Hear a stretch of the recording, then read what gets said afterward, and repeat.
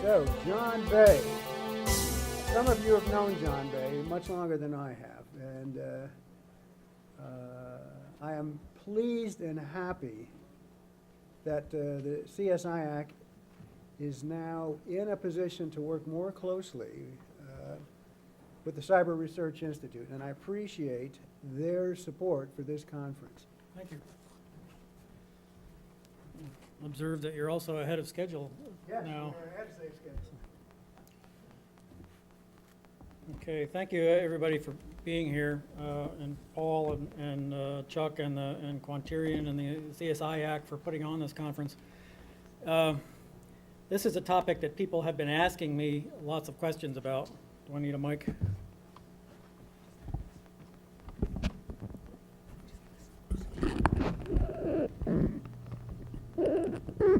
Thank you.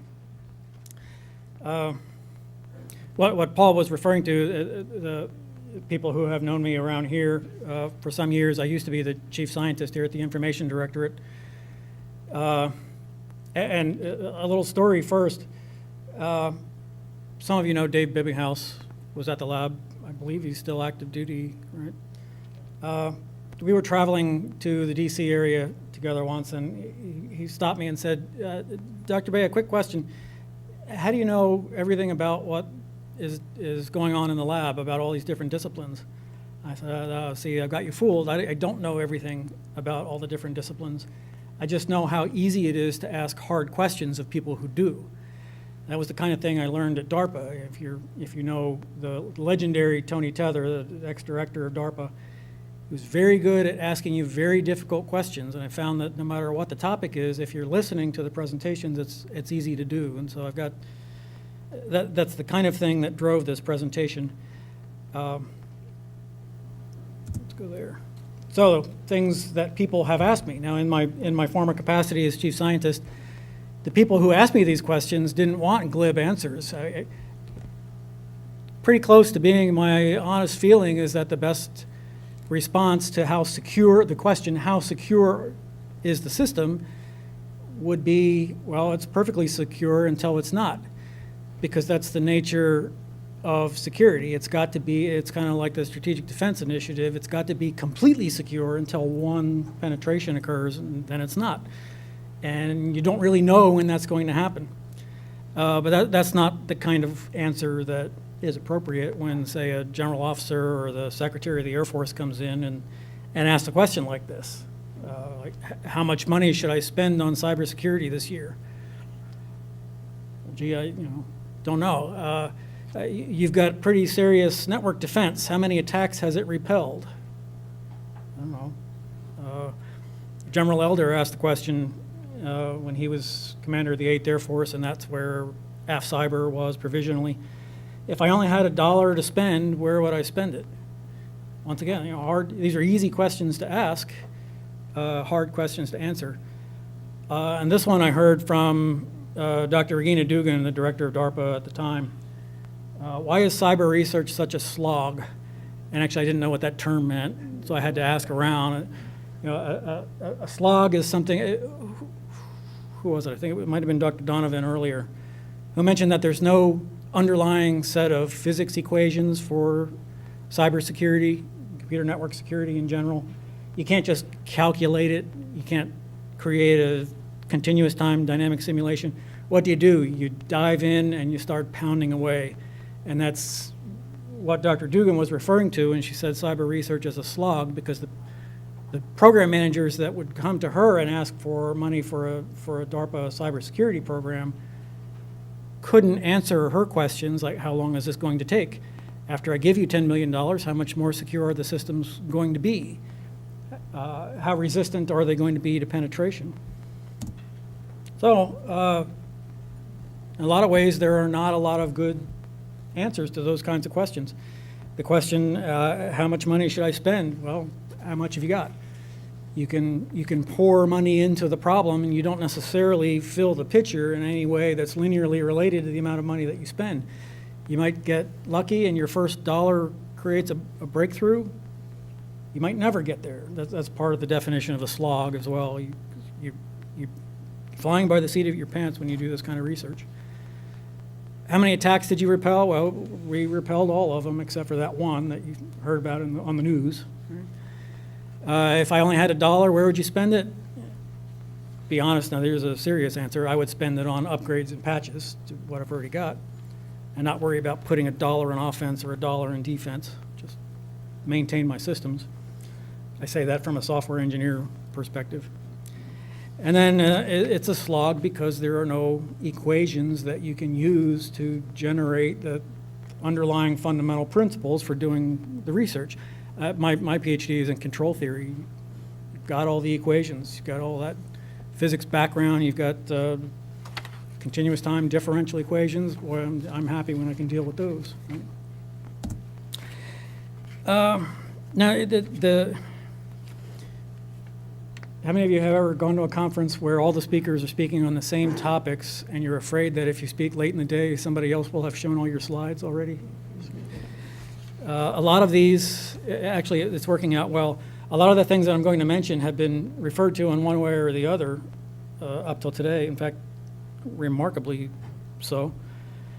But it's kind of good because what I'm going to do is describe the numbers, the number of ways that cybersecurity can be measured. You know, the answer to the questions that were asked of me is not that, well, no, there is no good metric. It's that there are lots and lots of good metrics. It depends on what you want to know.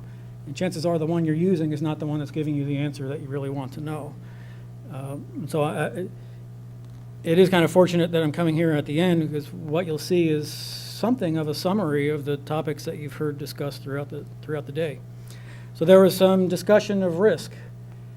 And if you're a traditional reliability person, of which there are a lot in the Rome area, risk was the likelihood that something bad is going to happen times the severity of whatever it is that happens. It's traditionally two-factor risk. Cybersecurity has put a twist on that and added some measure of threat, that you're not at risk if there's no enemy that's out to take advantage of you. Right? The vulnerability, who cares about it if there's no exploit?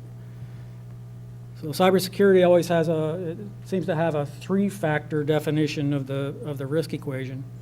And you can even decompose it, as you see here, that the threat kind of is related to the intent of an adversary and his capabilities, and the vulnerabilities are either inherent in the system or somebody has introduced them, like leaving systems unlocked or not patching. And then the consequences are either okay, you can get around them, maybe they're a speed bump, or they're fatal. And one of the terms that I'll use later is existential. It was on a slide earlier that the worst threats are the ones that if they occur, they're an existential threat to the organization. You're dead. So threat is an interesting thing. I haven't convinced myself that it's orthogonal to the other two factors. Actually, you could consider that threat is part of the consequences. If there are no adversaries out there imposing a threat, then the consequences are low. And so that it's kind of a philosophical debate. I'm not sure that this is a true basis of what risk is, but I will concede that for the most part, it's used qualitatively. An estimate is given for what the numerical value of these three factors is. I have not yet seen the physics of cybersecurity. As far as I'm aware, I don't remember what the solicitation is for the Navy, but all three of the service S&T labs have programs out there to determine or use the fundamental scientific basis of cybersecurity. AFOSR has a program, the Army Research Lab has a program, and ONR has a program. The goal is to put a lot of money into creating Newton's laws for cybersecurity. I can't say that I believe that'll ever happen, but I also can't say that it's entirely necessary. There are a lot of things that we don't have a firm fundamental model for. Now, you also saw earlier a document from which a lot of my material is sourced. This is the report, you saw the cover page in Dr. Donovan's briefing. This is from the Defense Science Board, January 2013, Task Force Report on Resilient Military Systems and the Advanced Cyber Threat. So a lot of the material that I found on metrics comes from this report, because one thing that organizations like the DSB and the Air Force Scientific Advisory Board and so forth, one thing that they're good at is doing a lot of homework and digging things up. So it provides some good context. So back to the risk equation. This notion of threat being a fundamental component to measurement of cybersecurity. There is a tiered taxonomy, the 6-layer tiered taxonomy. You'll get the presentation, so if you can't read that on the screen, it's okay. Basically, tier 1, relatively low threats. These are practitioners who use known exploits. You know, somebody who grabs a hold of Metasploit, plays around, up to tier 6, which are states that can execute full spectrum cyber attacks, and they've got political and military and economic goals as their payoff, and everything in between, right? So take that and divide it by these 6 levels, and that gives you a 6-stage hierarchy of threats. You saw this diagram earlier as well. Remember the question that was asked that I didn't have a good answer for: how much is it going to cost me to secure my system? Well, there are kind of thumbnail estimates. Remember the term existential threat? So tiers 5 and 6 would, in principle, cost you billions of dollars to defend against. So when you have a program pitch and your customer asks you, what's it going to cost me? How much have you got? Isn't necessarily the only answer. There are estimates. Tiers 3 and 4, somewhere in the millions of dollars. Tiers 1 and 2, it says tens, but I'm thinking more tens of thousands to hundreds of thousands. A good antivirus program will protect you against, so yeah, maybe it's 0. A good antivirus will protect you against tier 1 threats. Those are the nooses, the ankle biters. So there is an effort to quantify how serious the threat is and what the magnitude of severity is based on dollars. And actually, if you can translate everything to dollars, then you've got a pretty workable metric, right? There was another estimate. If I wanted to, so the column here labeled ROM doesn't even have dollars attached to it. It's just like when you look at restaurant reviews and they ask you how expensive the restaurant is. It's the number of dollar signs. If you're protecting your capability to launch a nuclear strike as a deterrent, that's $4 signs. That's whatever amount of money you've got, you're gonna pay that to protect your capability. Others, protecting against low and mid-tier threats down near the bottom, changing the culture, that's only given $1 sign. I actually think that's a lot more important and a lot harder than $1 sign would indicate, because as Dr. Popyak mentioned in the Cyber Research Institute Hard Problems Workshop, one of the topics that kept coming up was the psychosocial aspects of cybersecurity. And I've been working in the field now for about a decade. I think the threat, the vulnerability that I'm most susceptible to are social engineering and phishing attacks. I mean, if I got an email from my boss that said, need you to look at this before you go home today, I might hover my mouse over the hyperlink to look at the URL. That might or might not be effective in protecting me, but chances are I'd click on it and hope for the best, hope my firewall and my defenses protected me. So that I think is a bigger problem than given credit for here. Oh, there it is at the bottom. $4 signs is greater than $500 million a year. So the previous slide said billions. That's consistent. Okay, so those are factors that go into the risk equation, but then how are you going to choose what it is that you're going to measure? I mentioned that my background, well, this is intimate. My background was in control theory. In control theory, you have to have a sensor. The sensor is part of your equation. You can't analyze stability without integrating the plant that you're controlling with the sensor that feeds back. If you do those two sets of analyses separately, you can be misled into thinking you've got a stable, effective control system. The measurement is part of the control loop, and it can't be taken out, or you have no idea what kind of performance you're going to get. But in the slog that is cybersecurity analysis, maybe all you've got is a qualitative measure. You want to measure what your capabilities are, or something that is trending these days at high levels. What missions can you not achieve now that you might have been able to achieve earlier? Quantitatively, you can take a performance hit with certain security measures. You want to be able to quantify those. Cost is certainly a non-trivial factor.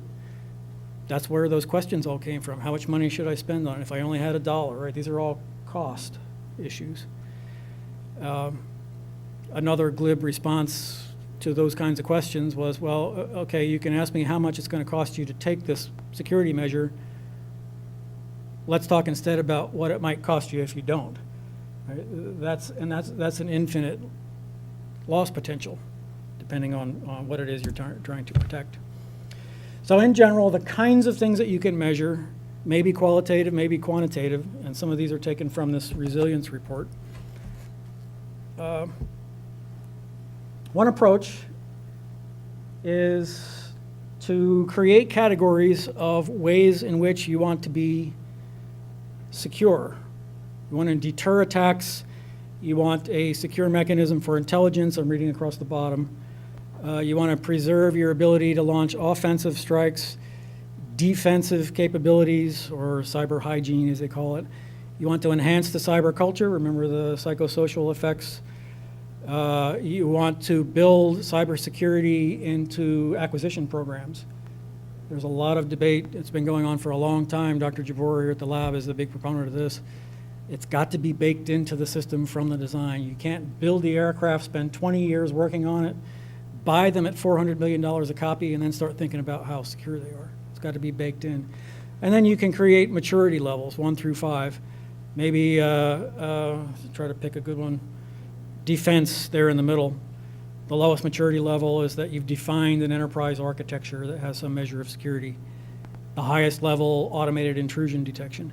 Now, this report, I don't know the genesis of this particular graph. The report was written in 2013, and this is a stoplight chart, so wherever it's red, the interpretation is that this capability is not yet available. And so you see a lot of red, and there is no green here at all. So things like defining an enterprise architecture for defense is red. The assessment at that time, whenever this was created, was that that capability does not exist. None of this existed. Is defense built into ACAT 1, Acquisition Category 1 programs? Some of it, sure, I can believe that, like black ice. I believe the interpretation of that term black ice is from intelligence countermeasures terminology. When you catch an intruder, your defenses actually kill that intruder. ICE is intelligence countermeasures something, and then the ICE analogy is they'll slip on it and knock themselves out.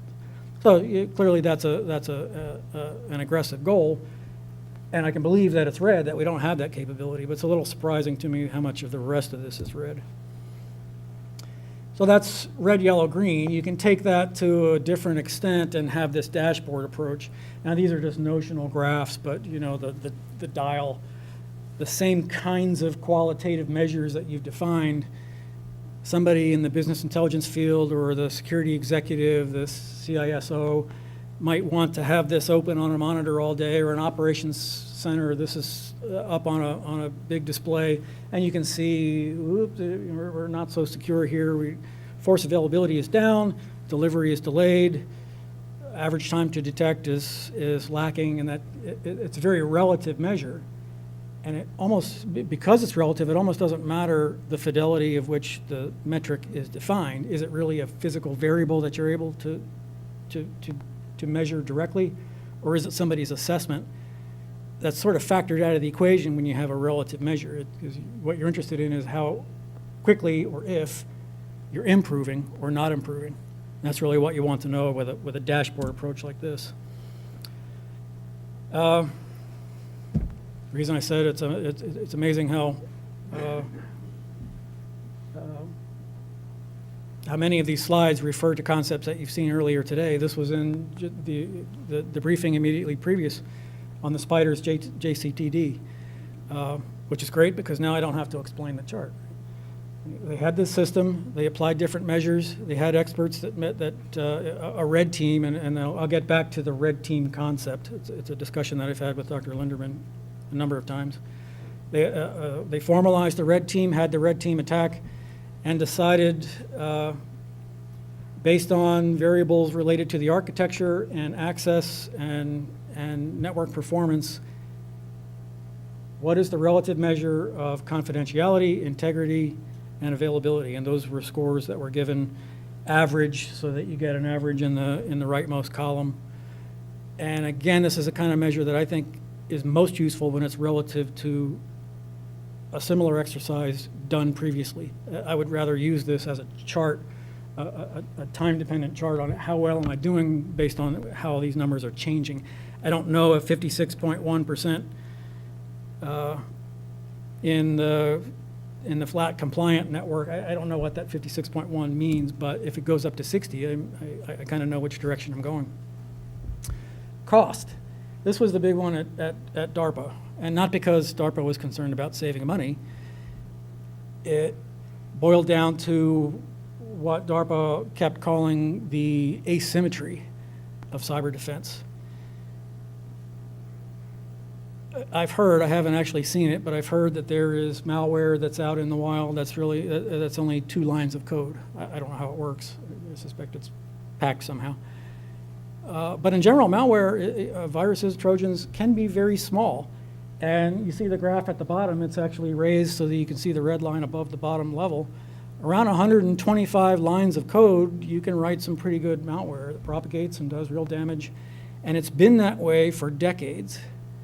But the effort and the cost that goes into defending it is a notional graph. I'm not sure whether it really is going up and then kind of linearizes. I suspect it's more exponential than it is linear.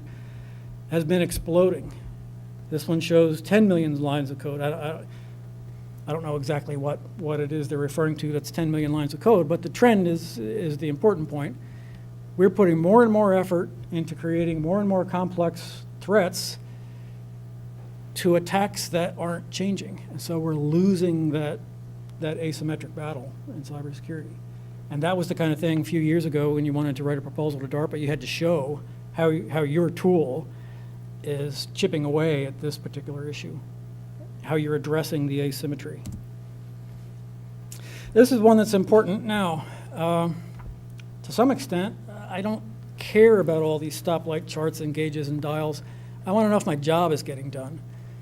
And so the Assistant Secretary for Research and Engineering, Mr. Kendall's office, and AFRL, the Information Director at headquarters, lots of other agencies, I think even OSTP, the White House office, has mentioned mission assurance as really the overriding concern. It's like an extra top layer of a protocol stack. I have a job that needs to get done. I'm going to tell you what it is. How you accomplish it, I really don't care. Just the lower levels, break it, mix it, match it, stitch it back together. If my mission is being accomplished, it doesn't really, in the end, matter to me how all those other systems are performing. And so if you can take a mission and express it in maybe a natural language or a formal semantic representation and break that down into components, mission components, operational components, tasks, people, projects, infrastructure, map it to particular devices, maybe you can come up with a calculus for taking all those pieces considered as separate resources and patching them together so that online, if your mission is threatened, you can reconfigure down below. The people working the mission don't need to know what you've done to preserve their concerns. It's basically a planning problem. If you haven't looked into formal planning methods, it sounds like an easy process, but it's very computationally difficult and can be quite complex. But that's, you know, if somebody came in and said, if I only had one metric to choose from among all these, which would be the most important to me, I'd have to nominate this one. It really only matters in the end, are you getting done what you need to get done? And this one's very speculative, so you're welcome. I haven't really discussed this one in public before, so I'm sticking my neck out here.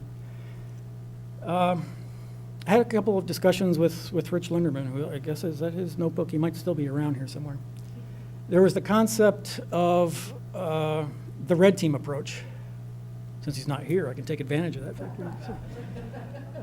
Talk about him however I please. He once asked me, there are a lot of good red teamers around here, aren't there?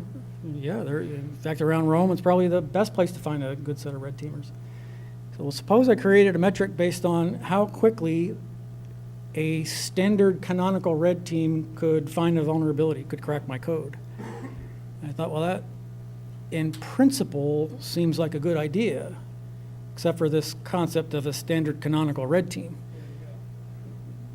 You would, well, it's either, what he asked me at the time was, if I had a system that came off the R&D assembly line down at the lab, and I gave it to this red team, how many weeks, how many months would it take to crack it?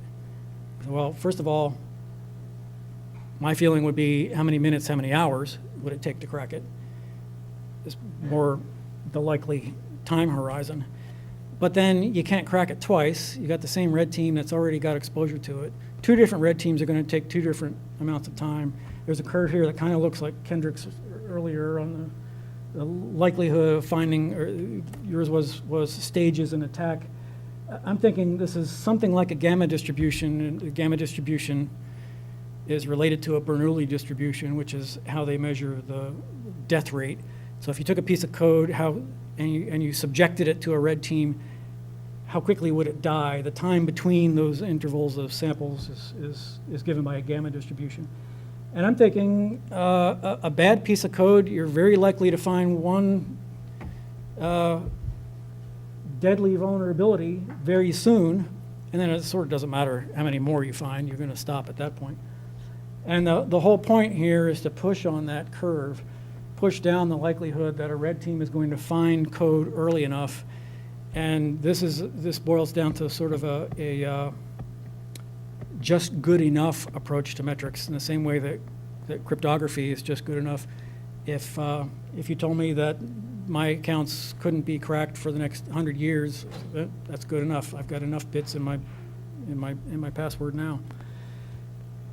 If this is operational flight code, and a hacker is not likely to crack it for, well, I was going to take an absurd amount like 50 years, but then I started thinking about the B-52, and it's going to have a 100-year lifespan, which is amazing. The point is there's some time horizon at which you have to conclude, okay, this is secure enough.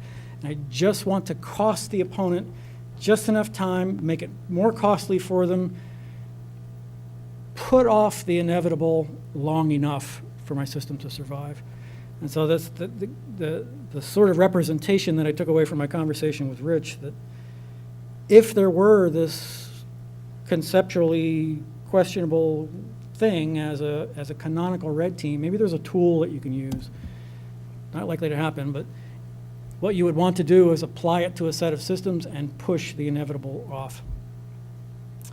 I think one of the last categories, the accountability, or this is actually more like a compliance approach, similar to the NIST 800 guidelines, which is similar to CMMM level, right? Your CMM certification has very little to do with whether your software works. The NIST guidelines also don't directly impact whether your code is secure, but it is correlated in the sense that if you can demonstrate you've taken more care and you've checked more boxes and you have a better process, you are more apt to produce good code. And as I mentioned in the beginning that I didn't read off the slide, all vulnerabilities are bugs, all code has bugs. It's putting the fingers in the dike, it's pushing off the inevitable that becomes the important part. Can I get the mission done before that happens? So, as I mentioned, it's a bit of a summary of all the things that we've heard today. I have to say, I've been talking to people about cybersecurity for a long time, and usually the comments focus around, well, there are no good metrics. And I think I've seen more good metrics here today than I have previous to this date in my career. There are a lot out there. Problem is one of them best? Well, it depends on what you're looking for. They measure different things, so you would use different metrics for different purposes. You have to provide apples to apples, maintain some consistency, but it really depends on what you're looking for. So all those questions that were asked to me, how much money should I spend? I don't have a single good answer, but I think we really are chipping away at it. And the last time I attended one of the workshops at OSD on cybersecurity, the task force when I was still in government, the conclusion at that time was, well, nobody has come up with a good metric. I don't think that's true anymore. There are lots of good metrics, and finding the right one is still a priority problem. There are still people willing to pay good money for the development and implementation in the right ways of cybersecurity metrics. I think that's it. I'd be happy to answer questions.